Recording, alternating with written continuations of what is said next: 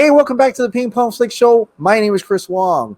I have some DC updates for you today. Before all that, I have to thank my newest member of the Ping Pong Flix Show. Thank you so much to Carrie Vandenberg.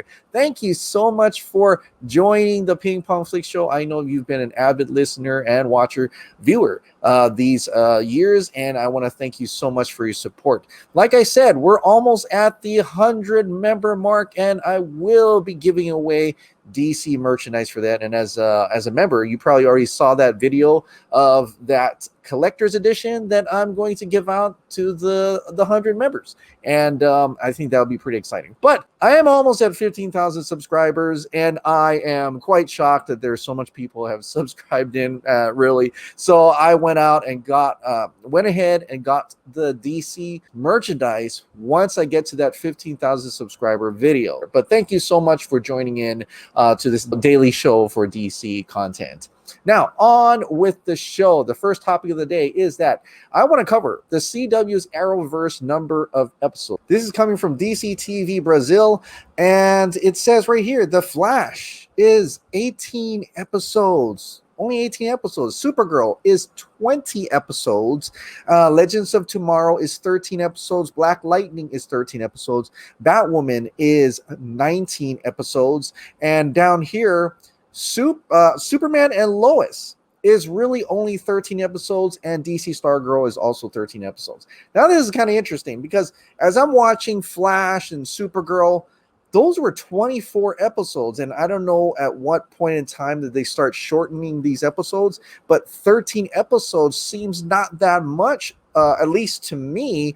I mean, yeah, it does make sense in terms of Netflix. We do have 13 episodes series and stuff. It's really tight knit. So I'm thinking there's probably not going to be a lot of filler. It's going to get right into the story and keep you kind of focus on the main storyline without anything going. There's no side quest, if you will, or any filler episodes like that. It's going to be dead set on the main storyline, and which I think 13 episodes could actually work out. Smaller episodes.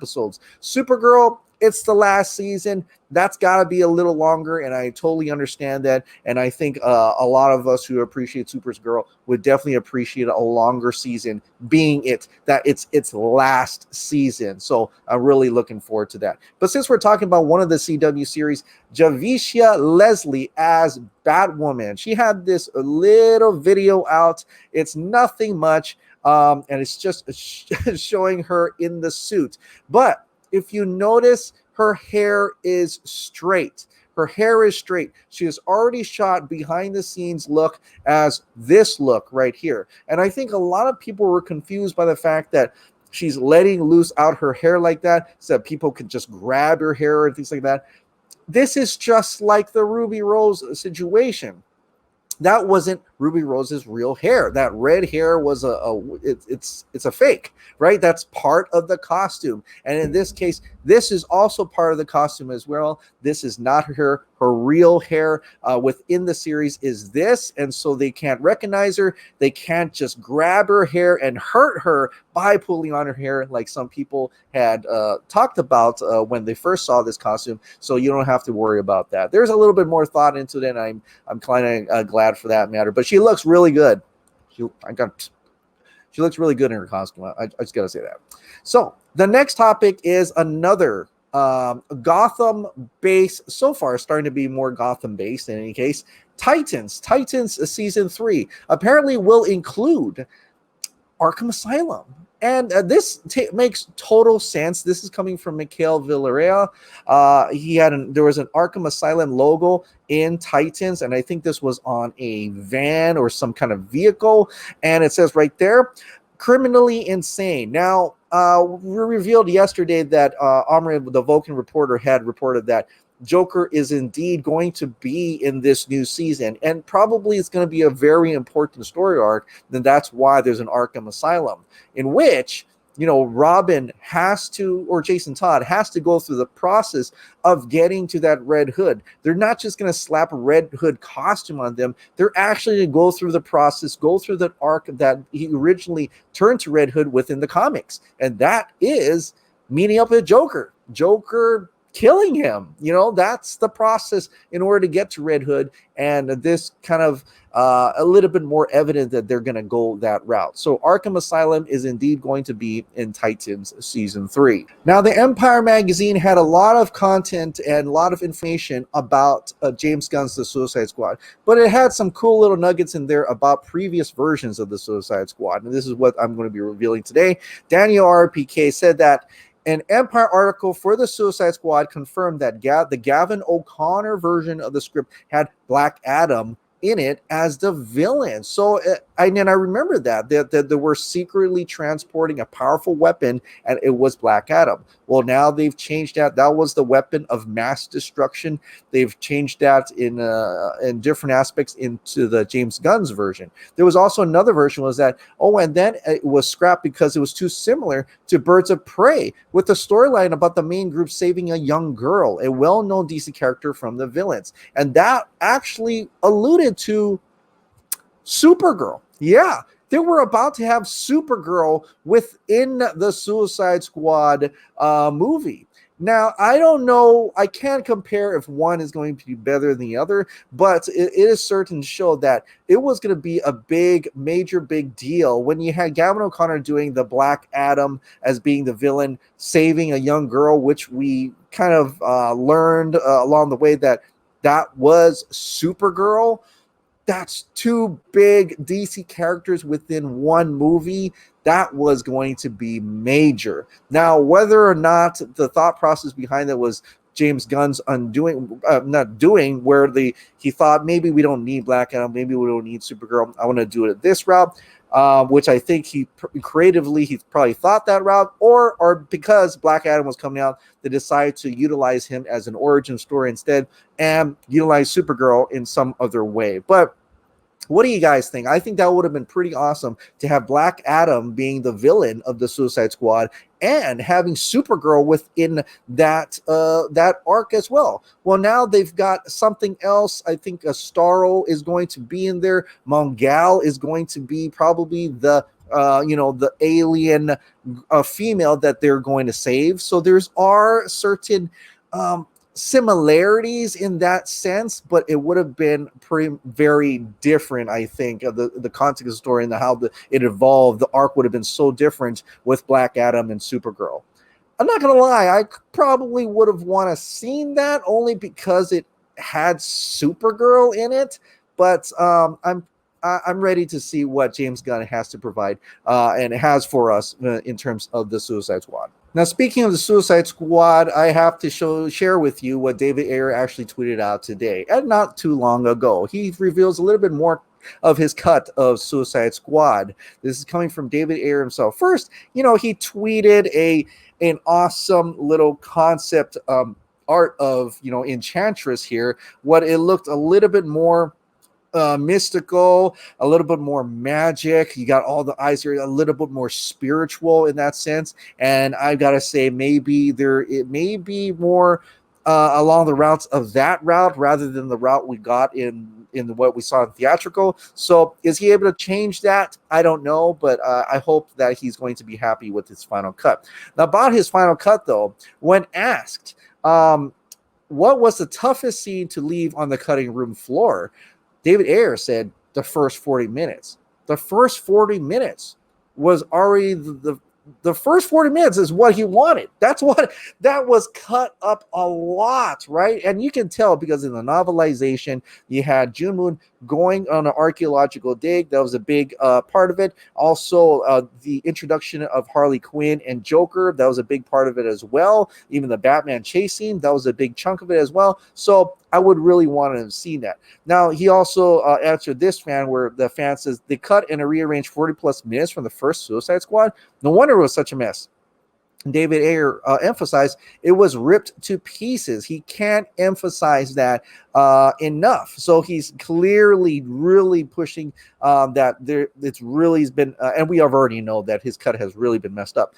The music video edit and the theatrical cut, one of the things I dislike the most, I want to see the real thing. And David Ayer responds to that saying, his cut was all score, no source cues at all. Now, there was a lot of great musical moments in there, but they were all hip hop songs and pop songs and other songs and such like that. The track is great, but once I heard the actual musical score between those pop songs, I actually like that score. And so I'm really, truly happy that his cut was all score. I think that would have been a little bit more to my liking, if you will. But I don't know. What do you guys think about that? Now, this one I have to really translate. But the person asked, hate both Ayer and Leto got a bad reputation and a lot of hate because of something they had nothing to do with. And David Ayer responded to that, says that that's why it's important for artists to control their work. He wants that artistic creative integrity, just like what Zack Snyder done. I think he really should get a shot at getting his movie out.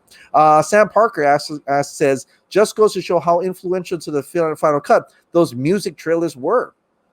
And David Ayer replied, for sure, that became a factor, but the reason was BVS got chewed up by the critics and the success of Deadpool. The studio leadership at the time panicked, then major elements of my cut were ripped out before I could mature the edit. Then Jeff Johns wrote pages I had to reshoot. So that really is a lot more information for us to kind of peruse. He's already talked about how Deadpool really changed up the game and how he should reshoot it, but now he's really putting it down on Twitter right now that Jeff Johns wrote pages and he had to reshoot everything. He's not happy with it. He really wants his cut out, and I hope he does get his cut out. Like I said, a lot of people are saying the cut is coming out at a certain time, at a certain date. I don't know. That's going to be announced soon. I don't know.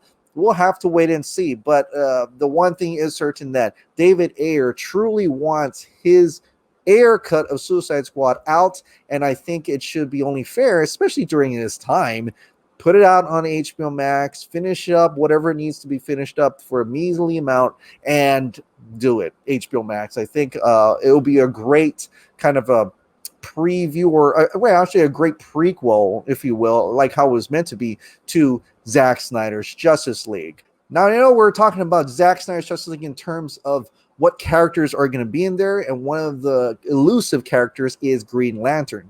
We're not going to get into that yet, but I'm trying to get into it by talking about the Green Lantern series, which is going to go on HBO Max. This is coming from DCEU Direct. This is their exclusive, but I'm going to call it a rumor for now, as it's not confirmed by the trades.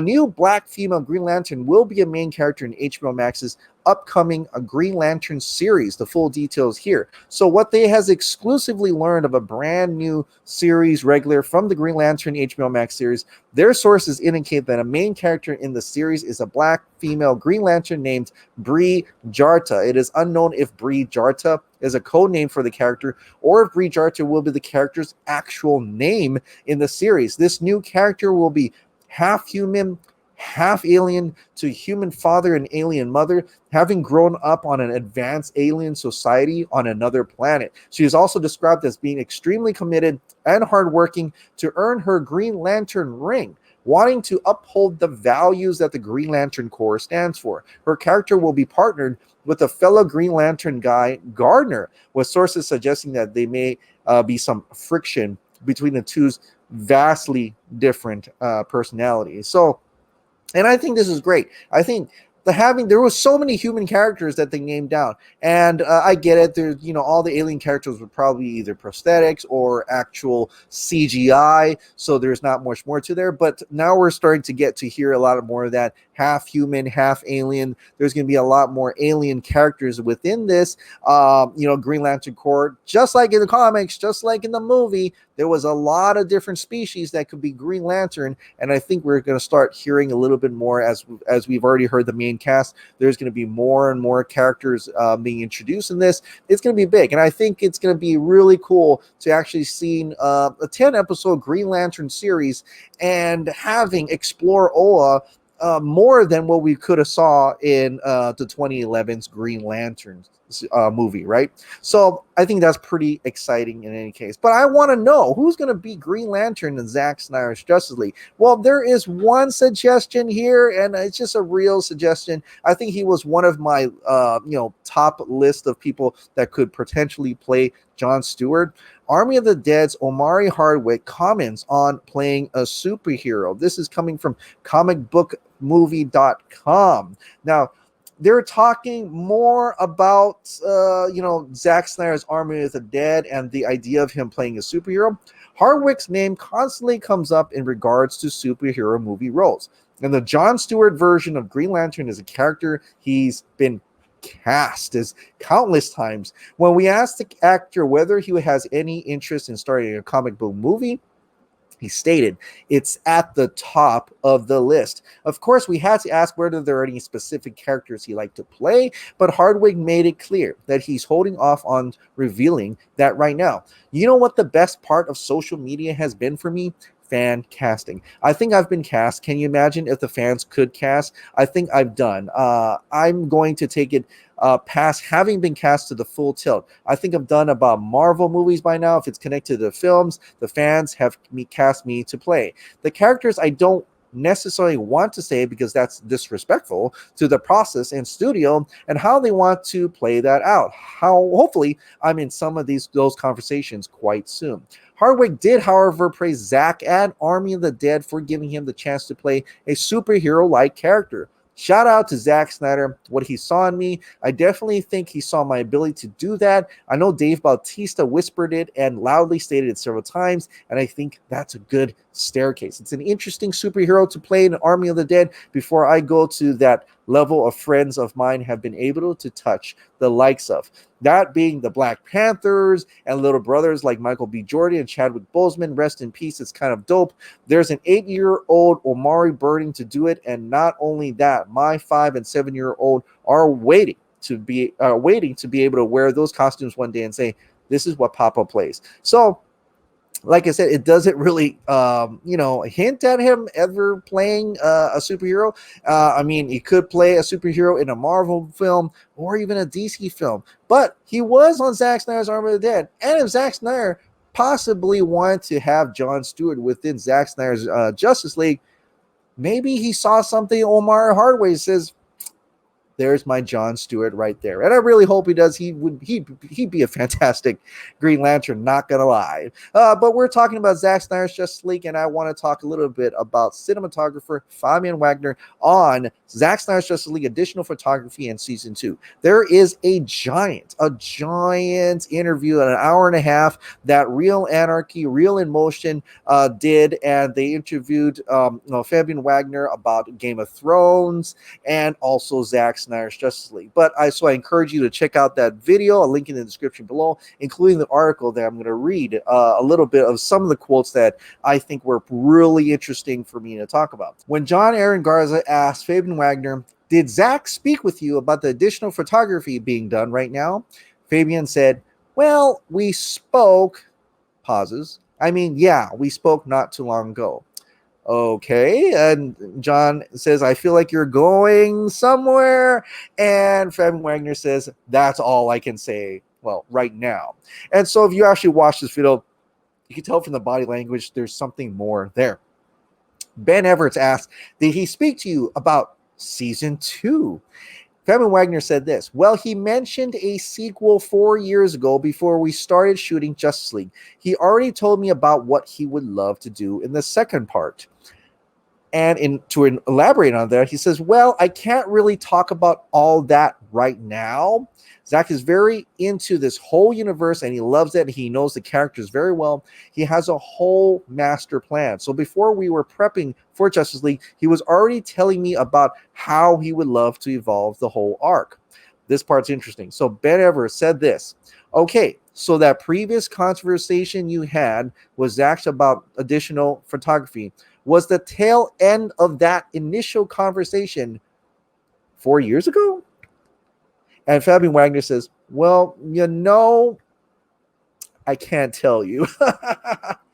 Really good for him to be able to say mum's the word when it comes to things that could possibly actually be true.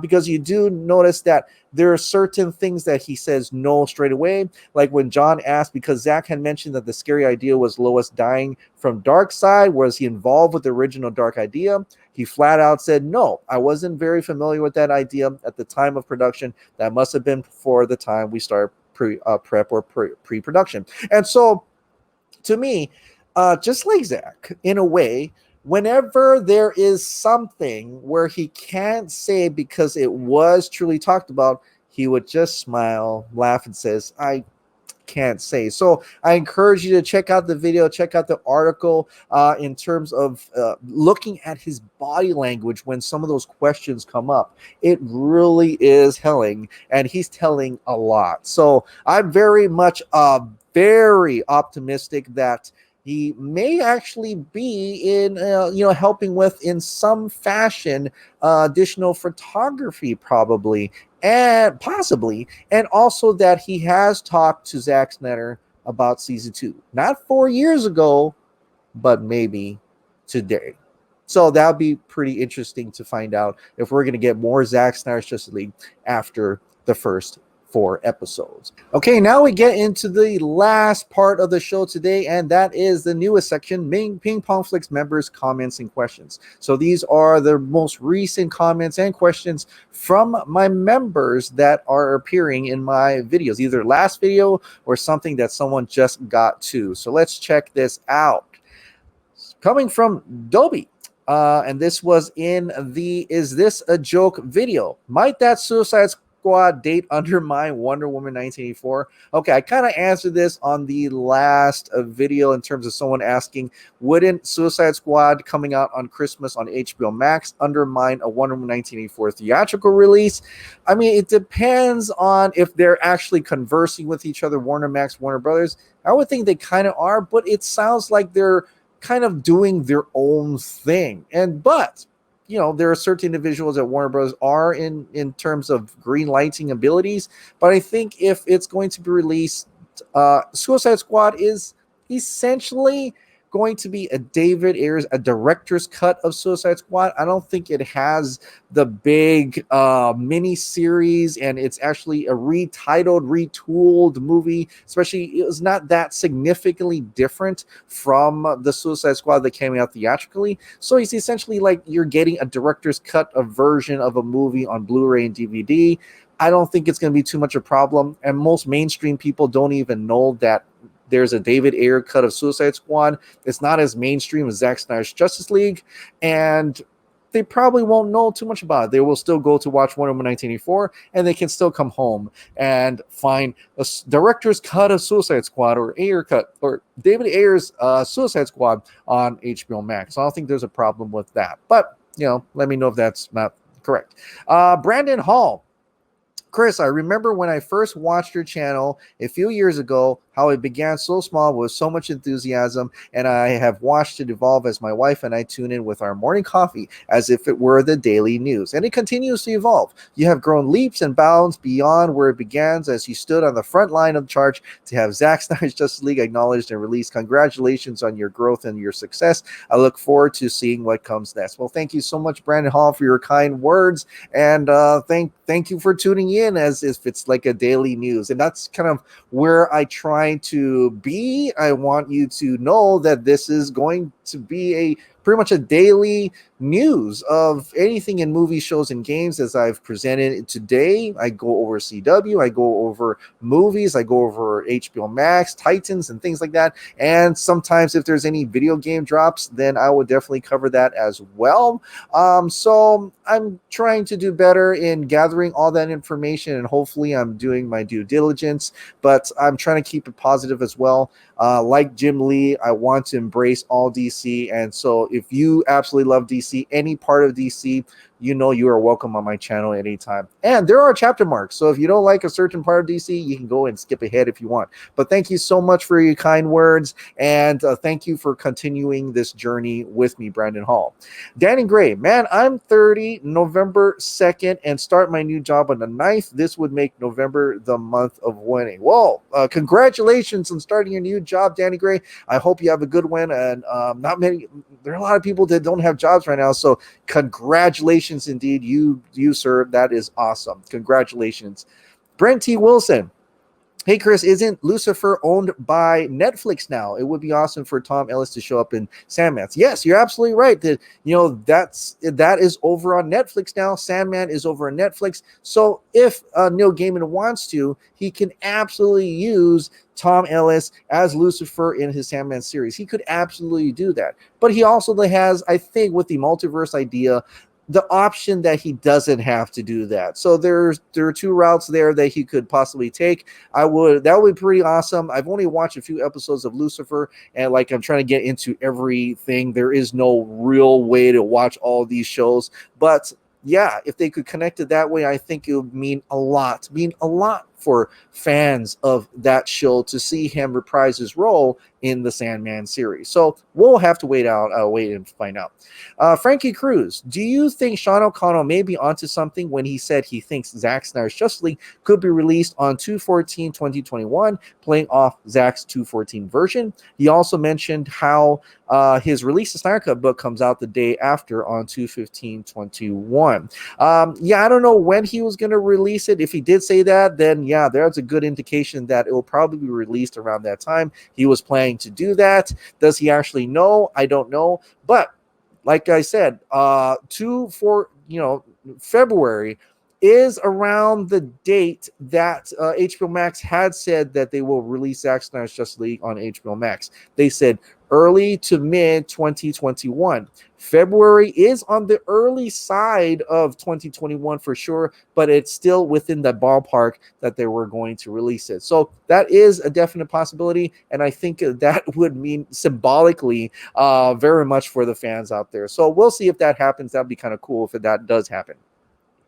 John Stokes, hi Chris, loving your show as usual. Was thinking of starting my own movie review channel. Was wondering if you got any tips and advice, as your show is awesome. Plus, because of your section of the episode now entitled, this is the one, members' comments and questions, that you could share this Welsh man some of your wisdom, please. Greatly appreciated, your friends, Mr. Stokes. Also, one more thing, do you think we will see Robin's death, and how much time do you think has passed from Jared Leto's last appearance in Suicide Squad to Zack Snyder's Justice League, in regards how this will play out in the film or miniseries? Okay, well, the second question, I think we're not going to see too much of Robin's death. I don't think they're going to film that, but I think they'll probably have a hint of it. I mean, they could do a flashback, but that means they actually have to have cast Robin. And I think at this point, it's going to be something in passing in terms of seeing the suit and talking a little bit about that. I don't think it's not too long from Suicide Squad to Zack Snyder's Justice League, as it's in between. It's during the time that Superman died. So if you look at how much time, and I don't think it has been really been revealed, not that I know of, how much time has passed between BVS and Justice League. That's the amount of time that Suicide Squad fits right in there. So it could potentially play out right after. Like I said, during that time, there was no Birds of Prey. So without Birds of Prey, that was the official timeline. After Suicide Squad would have been Justice League. And if it's David Ayer's Suicide Squad, that Zack Snyder's Justice League's Joker would have branched off from. So we're going to get to see more of that. So it makes sense that David Ayer's Suicide Squad could potentially be announced or even shown prior to Zack Snyder's Justice League, and I hope that happens. But tips and advice,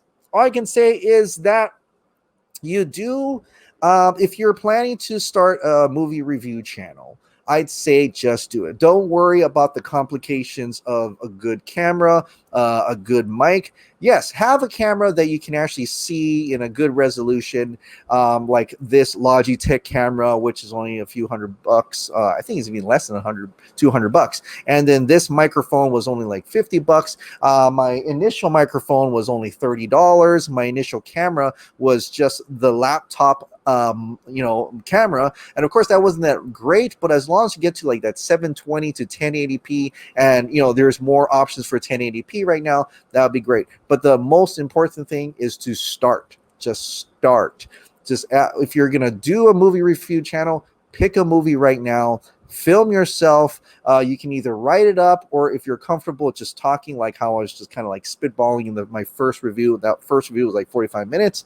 Just do it. Share it. Put all the tags and SEO. Look up videos about SEO. Look up video about tags and things like that. Your first video is not going to have much views. I'm going to tell you that, unless it's crazy and it just so happens people want to see that video and it shows up on recommendations. A lot of times it's not going to hit anything. But don't give up. Just keep doing it. Go from one video to the next and just keep building up your library, and focus on just being yourself, giving your own opinion. Don't try to be someone else too much, because at certain points they want to know more. They want your honest opinion, your thing, and then later on you can kind of fine tune it. Like I've went from weird, and honestly, if you look back in my videos from what was popular or what was old and stuff like that, it has changed drastically, and I just found my place at the daily DC news thing, and I think I'm going to stick right here because I feel a lot more comfortable in doing this. But you also have to niche down as well. So if you're a movie review channel, don't start. If you're saying I'm a movie review channel and you start doing movie reviews, 5, 6, 10 videos of movie reviews, don't all of a sudden do a blog. Don't all of a sudden review a plate of food on that channel, because YouTube really wants to make sure you're talking about what, they want to be able to have audience find you. So if you stick with movie review channels, just stick with movie reviews, all kinds of movie reviews, or niche down to comic book movies, things like that. So there's a lot of different options in terms of that. But I could go on and on forever, but yeah, any more questions, please put it down in comments and I'll try to answer them as well. So, and that's it. I think the other ones are from the other video from before. So I'll probably end it with that. All right, guys. Well, thank you so much for watching. And like I said, if you absolutely love this daily dose of DC content in movies, shows, and video games, please click the like button, hit that subscribe button, ring that notification bell, keep this hot dog light on. Go get a shirt from Teespring. Here's my new one, PP Flix, Ping Pong Flix, I guess. And I'll see you next time. Have a wonderful weekend.